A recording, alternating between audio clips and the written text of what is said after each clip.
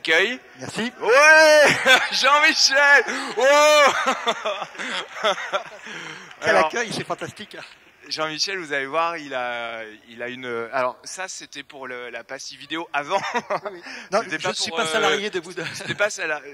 Jean-Michel veut nous parler aussi de construire, comment construire une communauté du bonheur au travail, et avec un angle un petit peu différent de Make Sense, en rajoutant le petit point d'impertinence. Ils sont déjà très impertinents, Make Sense, qui est. Et si ça pouvait prendre 1 heure par semaine? Mais tu vas nous en parler un petit peu plus. Ah, ça, là, t'exagères quand même. 1 heure par semaine. Oh, bon, d'accord, on prend le pari, d'accord. Okay. En fait, ça serait quand même bien, effectivement, si on veut faire du bonheur au travail, de pas être tout seul, quand même, ça c'est évident. Et donc, ça serait bien de monter une communauté. Le seul problème, c'est que ces bonheurs au travail, ça ressemble des fois un peu à ça. C'est-à-dire que je monte la communauté. Il n'y a pas grand monde qui s'y met. En plus, j'ai pas le temps de leur courir après parce que quand même, il y a autre chose à faire. J'ai pas que ça à faire.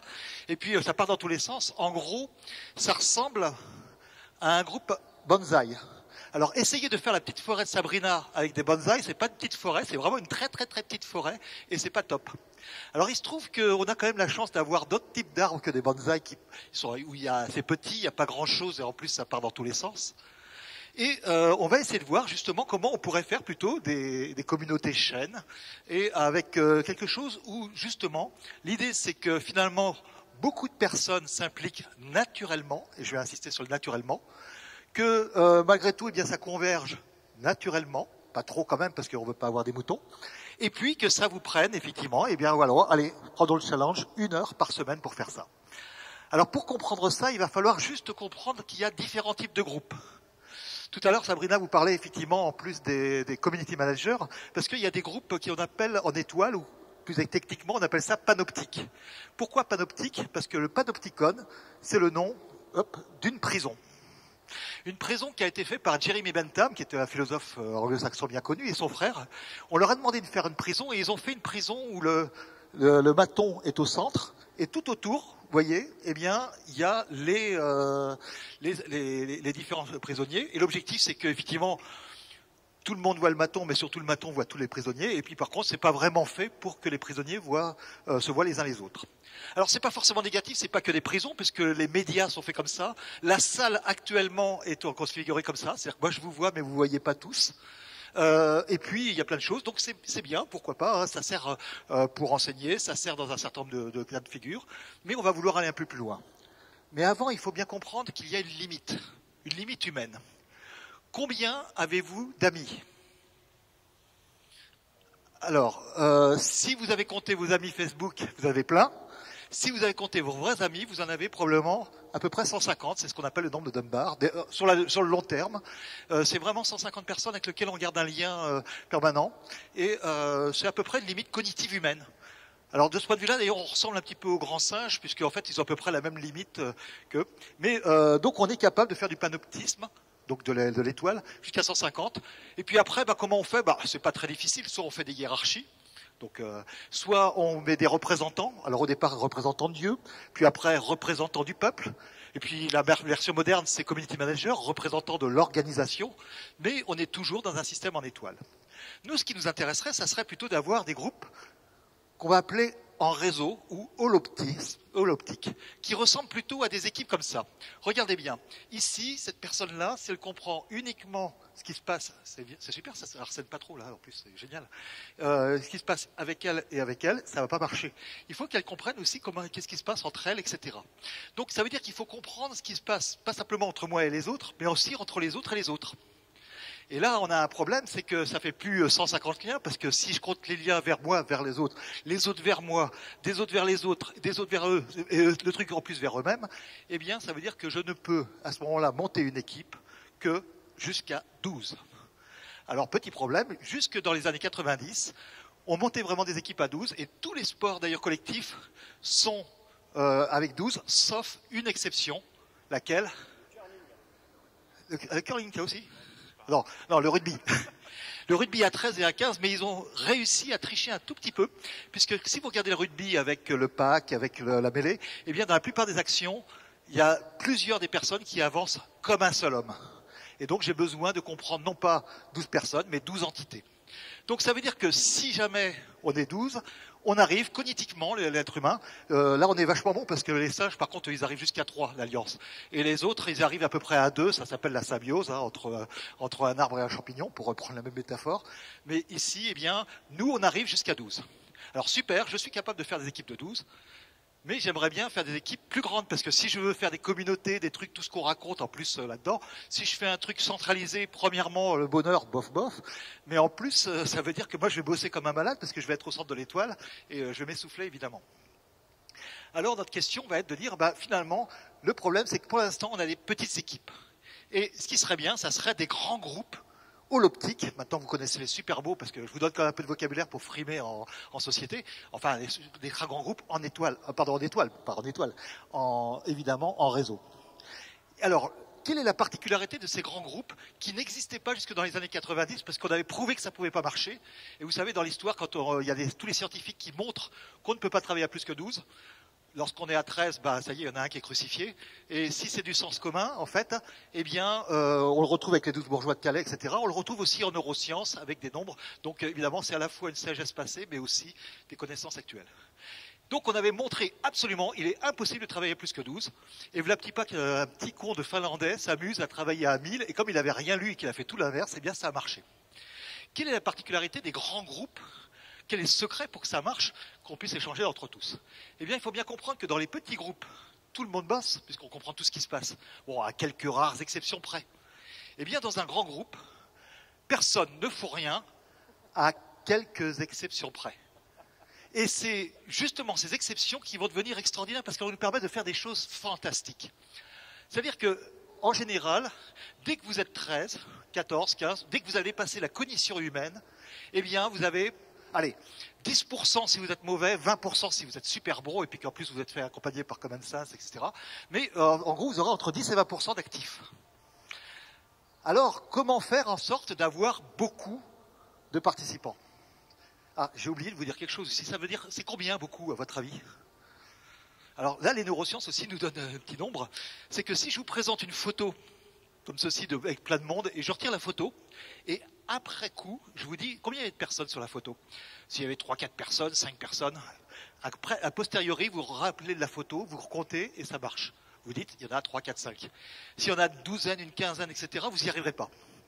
Le seuil, eh bien, il est entre 5 et 9. Il y a un nombre célèbre, c'est un article célèbre de Miller qui date des années 57 déjà, qui disait la magie du nombre 7 plus ou moins 2, et qui nous donne la limite de notre mémoire de travail, qui fait que, en gros, si je suis un peu encombré dans l'esprit, comme au XXIe siècle, j'arrive à compter jusqu'à 5.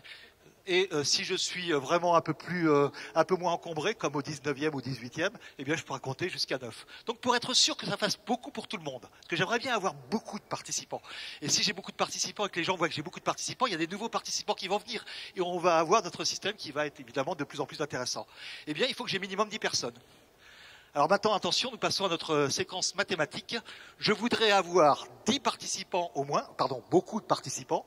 Et comme je suis pas très bon, allez, moi je veux dire, j'en ai que 10% qui marchent. Combien faut-il de personnes dans ma communauté? Ouais, 100. Bravo, ça c'est un beau calcul. Et donc ça veut dire qu'une communauté entre 12 et 100, eh bien, vous avez un énorme problème, c'est que vous ramez, et parce que personne ne fout rien après 12, mais il n'y a pas assez de monde quand même qui fait quelque chose, dans les quelques-uns qui bossent, pour que la dynamique se mette en place. Par contre, à partir de 100, ça marche, et là vous avez, eh bien, une belle communauté qui commence à fonctionner. Donc ça veut dire que si on oublie nos groupes en étoiles, les trucs panoptiques, les prisons et compagnie, les community managers, mais qu'on veut vraiment mettre en place une communauté, eh bien j'ai deux choix. Soit je fais une petite équipe avec 12 personnes, au maximum, entre 3 et 12, parce que bon, un groupe à 2, c'est de l'interpersonnel, c'est pas vraiment du groupe. Soit je fais un groupe entre 100, 200, 300, etc. Et entre les deux, ça marche pas bien. Alors, quelle est la différence entre ces types de groupes? Eh bien, l'idée, c'est de dire, effectivement, dans un petit groupe de 12, c'est très très bien, parce que comme tout le monde bosse pratiquement, je peux planifier, je peux dire, tiens, toi tu fais ça, toi tu fais ça, toi tu fais ça. Et donc, c'est très bien pour faire des projets. Donc, par exemple, dans votre bonheur au travail, imaginez que vous voulez faire écrire un témoignage, vous avez 10 personnes, eh bien, vous allez faire super bien. À 100, ça marche pas bien. Vous voulez faire une foire aux questions sur comment développer le bonheur au travail dans ma société. Comment c'était la pub c'était le nom de la Boodle. Poodle, voilà, Poodle. J'ai cru que c'était Poudlard, voilà. Et donc, ça veut dire, effectivement, ouais, bon, j'aurais du mal quand même, effectivement, à faire ma foire aux questions si ponctuellement je peux, effectivement, amener plein de monde. Je suppose d'ailleurs que le projet de monter l'université du bonheur au travail, c'est un petit groupe. Et puis le dernier jour, enfin, quand il a fallu ça, ponctuellement, là, par contre, il y a plein de monde. Enfin, je vois le nombre de personnes qui donnent des coups de main, c'est absolument génial. Mais ponctuellement, non, c'est comme ceux qui ont bossé sur la durée. Je sais pas combien vous êtes, mais un peu, ouais. Enfin, donc c'est une petite équipe, évidemment. Par contre, donc ça c'est bien. Et puis les grands réseaux, c'est génial parce que j'aimerais bien, au contraire, que dans mon entreprise, on soit 100, on soit 1000, on soit 10 000. Et le problème, c'est comment avoir le beurre et l'argent du beurre.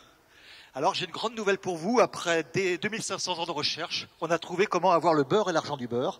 Il suffit d'avoir la moitié du beurre et la moitié de l'argent du beurre. Bon, pour la fille de la crémière, vous débrouillez. Mais en tout cas, ça veut dire que si vous avez à la fois des projets et une communauté, donc une grande communauté de petits projets, eh bien vous aurez l'avantage de pouvoir avoir des activités. Et l'avantage de pouvoir, au contraire, eh bien, passer à l'échelle, avoir la légitimité, parce que 10 personnes, c'est pas la même légitimité que 10 000, etc. Alors, regardons un peu, parce qu'on est en train de faire une symbiose, puisqu'on était dans la forêt, lieu de symbiose fantastique. Eh bien, essayons de faire une symbiose entre les petits groupes, les petites équipes projets, et les grands groupes, donc les grandes communautés.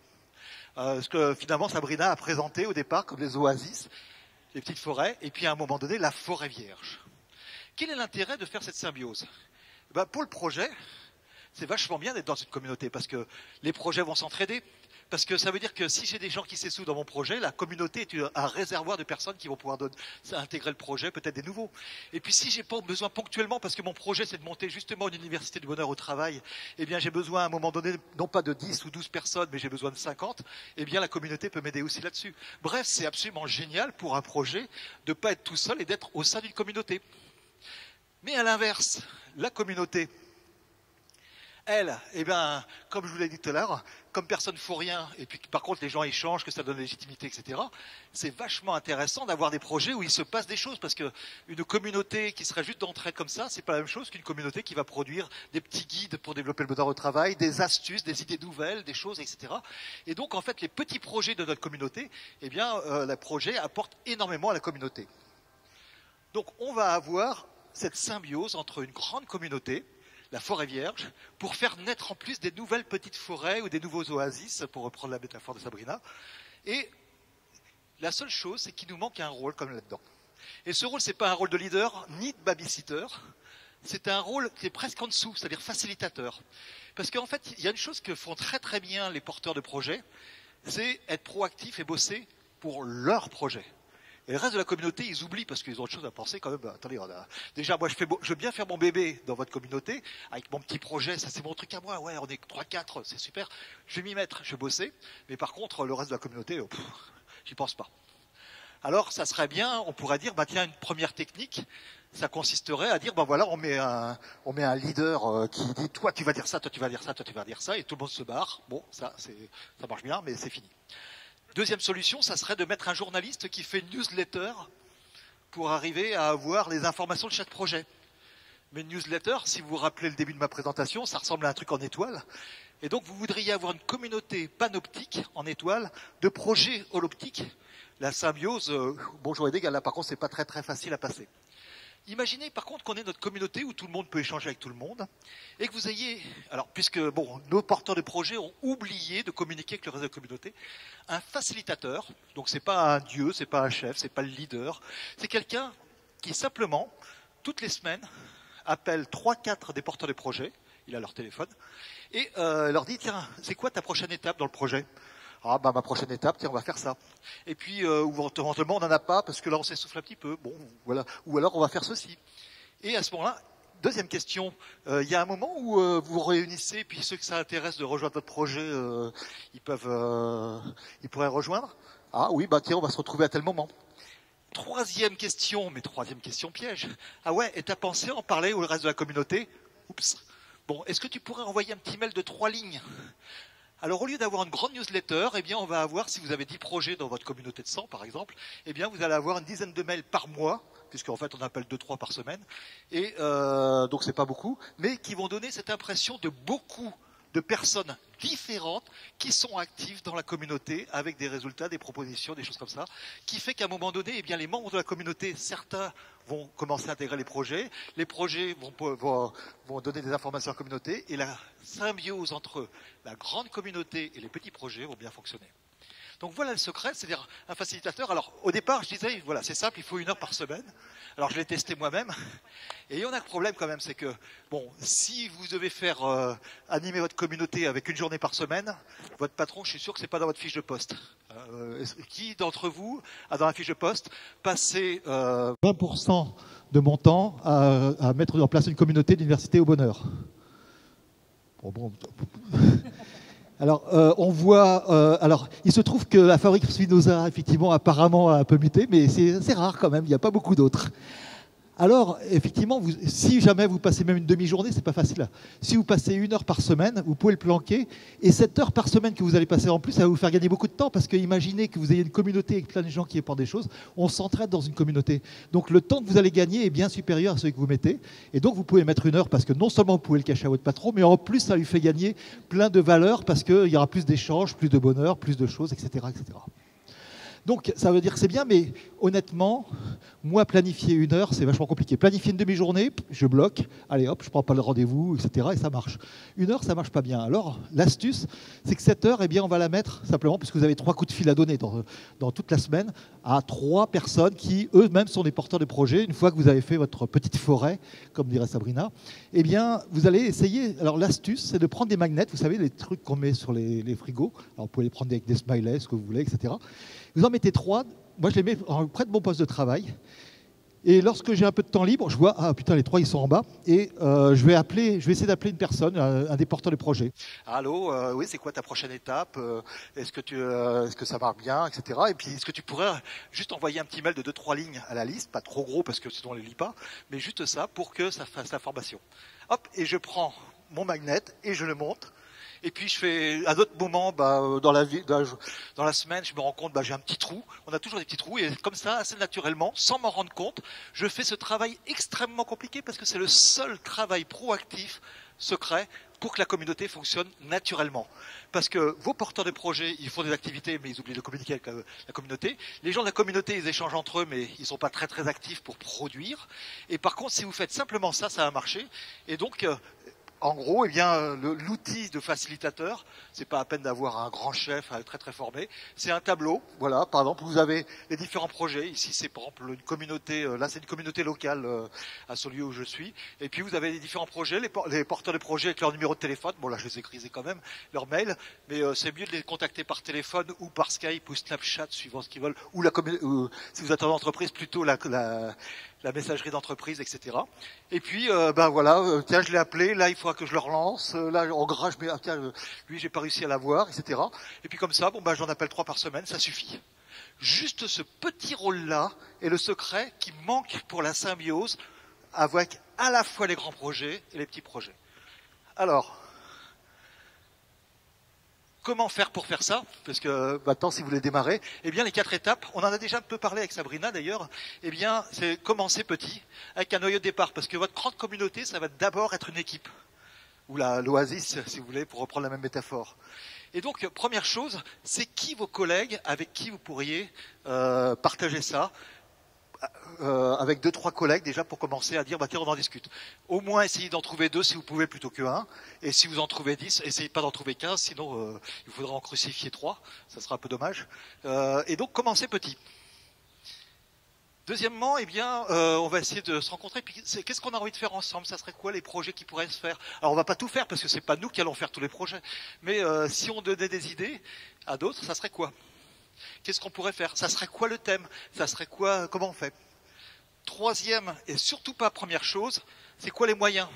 Alors si vous voulez tuer votre groupe, c'est très simple. Vous commencez à mettre en place des moyens techniques, un site, des trucs comme ça, et puis après vous attendez que ça se passe tout seul, là vous êtes sûr que ça meurt. Donc ça devient quand vraiment en troisième étape, comment on échange, comment on se réunit, comment on échange entre les réunions, comment on garde trace de tout ce qu'on a à faire ensemble, comment, etc., etc. Et puis, une fois que vous avez à peu près défini ça, eh bien on va essayer de passer de 12 à 100. Donc on va commencer à à essayer de faire cette fois une forêt vierge. Et cette forêt vierge, eh bien, on va essayer, au contraire, en invitant, et puis on invite plein de monde. Alors, vous allez me dire, oui, mais dedans, il y a des gens qui foutent rien. C'est pas grave, c'est pas grave. Pour vous rappeler, simplement, il faut être 100, mais 100, dedans, il y a peut-être que 10 actifs. Et pour vous dire à quel point cette chose-là est contre-intuitive, une petite histoire réelle, il y avait un gars, il avait une communauté de 100 personnes, comme ça. Puis vous voyez, il y en avait 10 qui bossaient et 90 qui foutaient rien. Alors, il a viré les 90. Il restait 10 personnes, dont 10% qui bossaient, il était tout seul. Alors vous allez me dire, ouais, non, mais ils étaient moins de 12. Ouais, mais les gens ne le savaient pas, et donc en fait, ils n'ont plus rien fait. À l'inverse, dans une communauté, c'était en Bretagne, avec des bibliothécaires sur un territoire, c'était 50. Ils disaient, ouais, 50, on est, faut aller 5, 6 à bosser à chaque fois qu'on demande quelque chose, et donc ça a du mal à s'enclencher, la dynamique, enfin bref, ça marche pas bien, etc. Alors on leur dit, bah c'est simple, vous rajoutez 50 personnes. Ah, impossible, parce qu'on n'est que 50 bibliothécaires sur le territoire.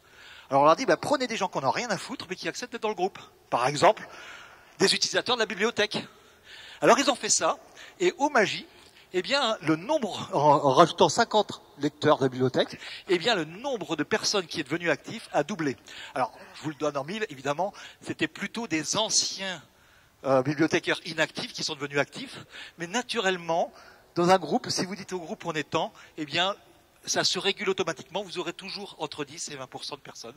Allez, 40 quand vous posez une question très très simple, du genre comment tu t'appelles, mais dès qu'on commence à faire des choses un peu plus compliquées, vous aurez 10-20 personnes. Donc ça veut dire que, effectivement, tous ceux qui foutent rien dans votre communauté sont vos amis. Donc bichonnez-les, parce que c'est grâce à eux que vous allez avoir des gens qui font rien. Je reconnais que c'est un peu contre-intuitif, mais c'est vraiment ça. C'est-à-dire que tous ceux qui font rien sont vos amis, ceux qui font quelque chose sont vos amis aussi, et ceux qui ne vous connaissent pas sont vos amis aussi, parce que le jour où ils vous connaîtront, ils rentreront dans votre communauté. Donc vous avez plein d'amis partout depuis le début de cette représentation, ce qui est quand même plutôt sympa. Et là, eh bien maintenant que vous savez comment faire, je vous propose un tout petit exercice de 5-10 minutes, grâce à la complicité de Marie et son équipe, qui vont vous donner une petite feuille. Alors rassurez-vous, on ne ramasse pas les copies.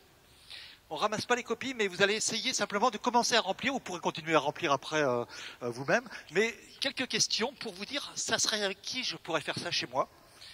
Et encore une fois, on va pas ramasser les copies, hein, vous gardez ça pour vous. Et si vous allez plus loin, alors en plus, il y a un livre, mais alors le livre, le problème, c'est qu'il est épuisé là-bas. Alors je vais vous donner 2 astuces pour l'avoir.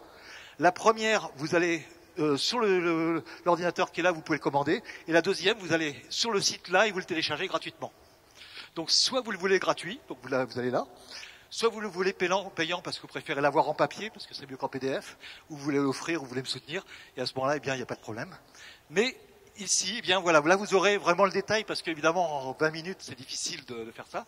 Je vous propose de prendre 5-10 minutes pour essayer de commencer à remplir ça, et après, on terminera par ce que j'appelle un rapport d'étonnement.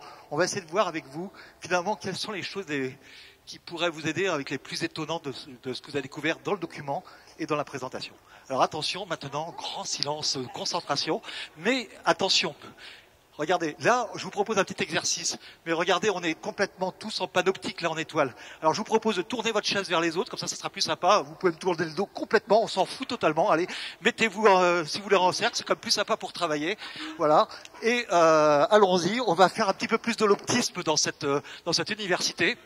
On va faire une université holoptique, ça c'est balèze en termes vocabulaire. Et allez-y dans tous les sens. Je vous donne 5 minutes et on ne ramasse pas les copies. Alors attention, à tout de suite.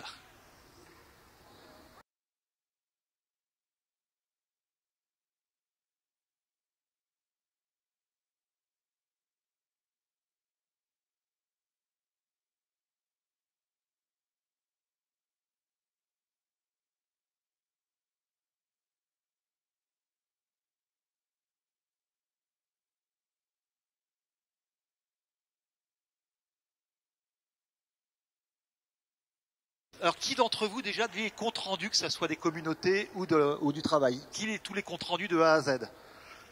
Bon, d'accord, comme moi. En fait, il y a une astuce, c'est qu'en fait, les comptes rendus ils nous présentent plein de choses, 90% de choses qui m'intéressent pas, et même peut-être des fois que 1 ou 2% des choses qui m'intéressent, c'est les choses qui m'ont étonné.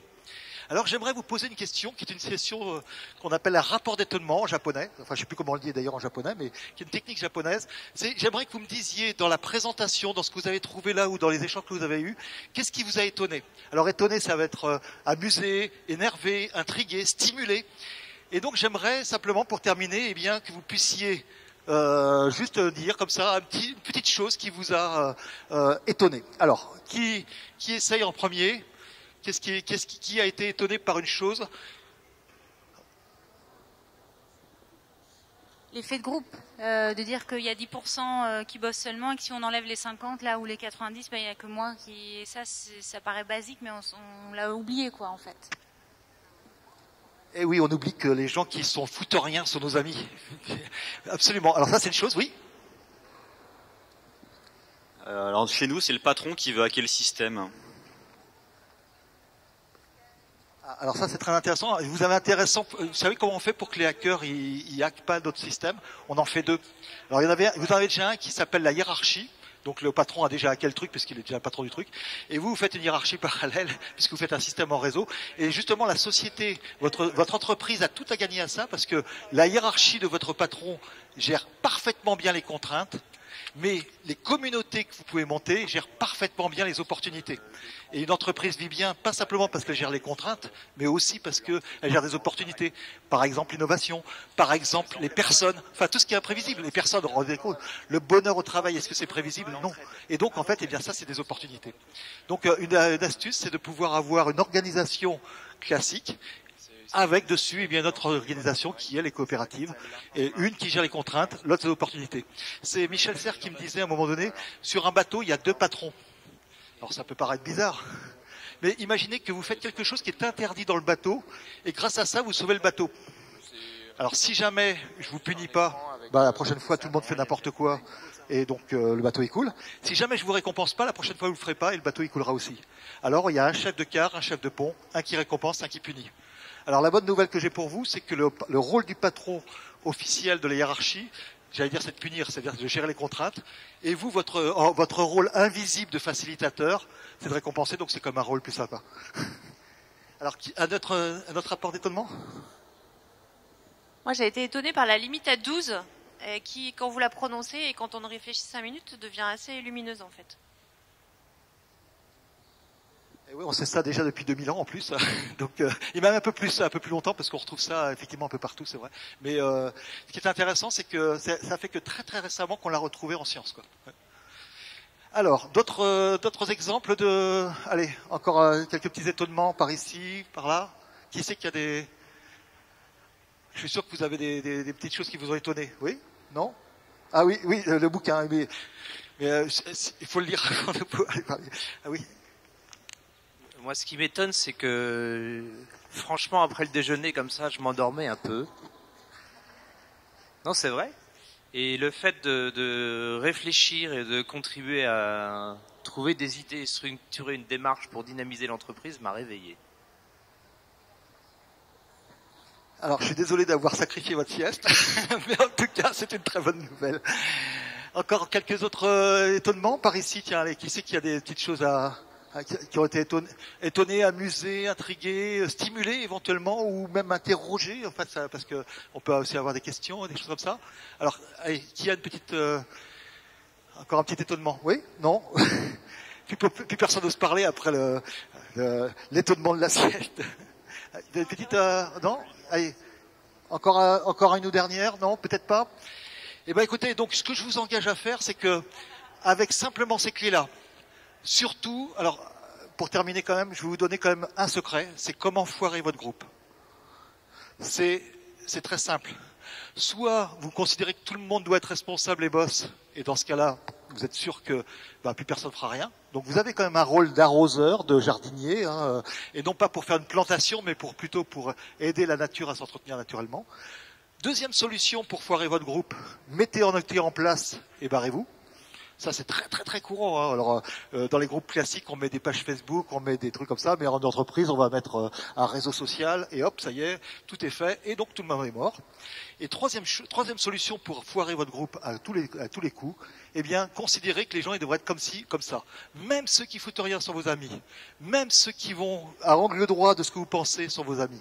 Chacun a un rôle, chacun prend son rôle. Ne changez pas les gens. Par contre, comprenez ce qui se passe dans votre groupe. Et donc, votre rôle n'est pas justement de faire du babysitting. Votre rôle est d'avoir la carte du groupe pour arriver à comprendre ce qui se passe, aider le groupe à comprendre ce qui se passe, et vous allez voir que les solutions viennent tout à fait naturellement. Et donc, au lieu d'y passer des heures et des heures, eh bien, la forêt va croître tranquillement. Voilà, je vous remercie, et puis bonne université. Merci.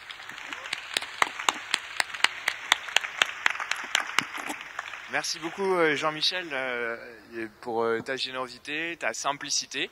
On a des gens très très smart et très très humbles, donc on est obligé de dire à leur place tout le bien qu'on pense d'eux. Hein, Cécile? Oui, pardon. Tu voulais dire un petit quelque chose? Oui, moi je voulais, déjà je voulais remercier Gilberte parce que c'est elle qui m'a fait rencontrer Jean-Michel, et savoir qu'on a eu simplement un déjeuner dans notre, on a partagé qu'un déjeuner lors de l'organisation de l'UBAT, et en fait tu nous as hyper inspiré. La Jordan qui m'écoute peut-être, je sais pas, mais je sais qu'il il suit beaucoup tes principes, et voilà, et que la notion de garder dans la boucle tout ce qu'on ne voit pas est très importante, et je confirme totalement. Évidemment, il y a plein de gens qu'on n'a jamais vus, et puis qui un jour ont apparu et se sont emparés de quelque chose. Donc voilà, merci beaucoup.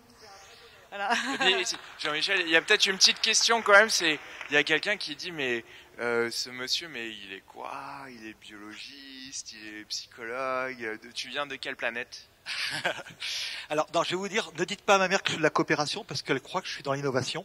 Je travaillais toute ma vie dans l'innovation au départ technologique, puis des usages, puis l'innovation sociale, l'innovation monétaire. J'étais en particulier le directeur scientifique de la Fondation Internet Nouvelle Génération. Et puis un jour, je me suis dit que finalement, ça serait bien de travailler ensemble, et j'ai essayé d'innover aussi sur la façon de travailler ensemble. Et j'ai découvert, puisque mon travail, c'était non pas de faire de la recherche, mais de faire le lien entre les décideurs dans les entreprises et les chercheurs. Et j'ai découvert que finalement, chaque petit morceau de recherche, il n'y a pas encore de science de la coopération. Il y a une science économique, il y a une science politique. La science de la coopération, je vous le donne en mille, probablement dans une dizaine d'années, elle va venir.